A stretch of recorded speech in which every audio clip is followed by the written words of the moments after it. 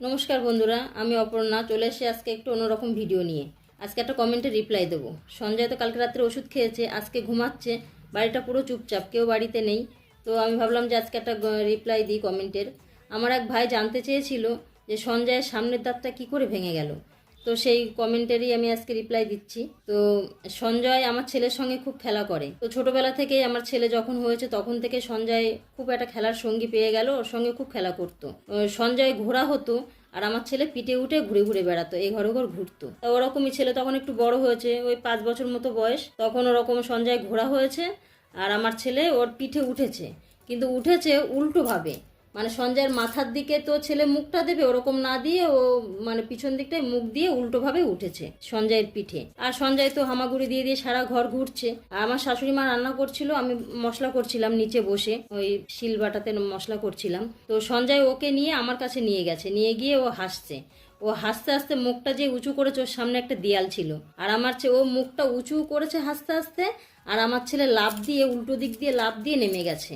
যে লাফ দিয়ে নেমেছে, ও তো উল্টো দিকে বসেছিল মুখ করে, যে লাফ দিয়ে নেমেছে ও সঞ্জয় সেই দেয়ালের সঙ্গে ধাক্কা খেয়েছে। ধাক্কা খাওয়ার সঙ্গে সঙ্গেই ওর ওই দাঁতটা খুব একটা জোর নেই, দাঁতে ঠিকঠাক ব্রাশ করে না, ঠিকঠাক যত্ন নিতে পারে না, ওই জন্য খুব একটা জোর নেই, দাঁতে লাগার সঙ্গে সঙ্গেই দাঁতটা ভেঙে পড়ে যায়। তো তখন তো খুব রক্ত রক্ত বেরিয়েছিল, তো খুব ভয় পেয়ে গেছিল। তারপরে যাই হোক ওকে ওষুধ টষুধ দেওয়া হয়েছিল, বরফ টরফ দিয়েছিলাম। তো এভাবেই ওর দাঁতটা ভেঙে যায়, কিন্তু আমার ছেলেকে কিছু বলবে না। ও আরো মানে ওর দাঁত ভেঙে গেছে, আমরা সবাই বকাবকি করছি ছেলেকে, ও জানেন তো এগুলো বোঝে, ও আমার ছেলেকে খুব ভালোবাসে।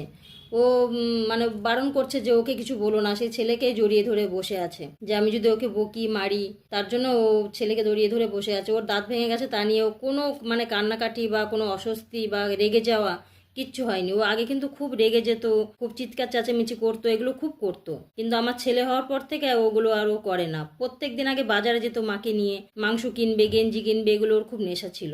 যখনই আমি ছেলেকে নিয়ে মানে বাড়িতে এসেছি হসপিটাল থেকে, সেদিন থেকেই ওর বাজারে যাওয়া বন্ধ। ও আমার ছেলেকে খুব ভালোবাসে। আর ছেলে আসার পর ওরও একটা খেলার সঙ্গী হয়ে যায়। ও তো দেখতে বড়, কিন্তু ও তো বাচ্চাদের মতো মন, ও একটা বাচ্চা পেয়ে পুরো ওর সঙ্গে খেলাধুলো করে। সে ছোটবেলা থেকে এখন এত বড় হয়ে গেছে, তাও আমার ছেলে ওর সঙ্গে খেলাধুলো করে। ঘুমানোর আগে ওকে আদর করতে হয়। ও বাড়ি আসলেই ছেলের গাড়ির আওয়াজ পেলেই বুঝে যায় সঞ্জয় যে ছেলে এসছে।